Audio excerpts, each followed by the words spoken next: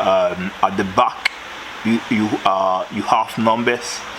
You have number 1 over here, then you have 9 over here. This is my number 1 wire over here.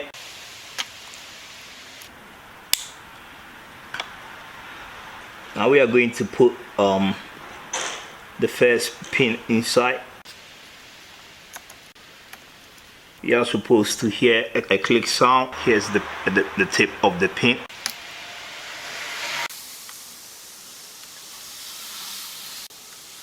We are able to do 1 line over here. Here's the last one.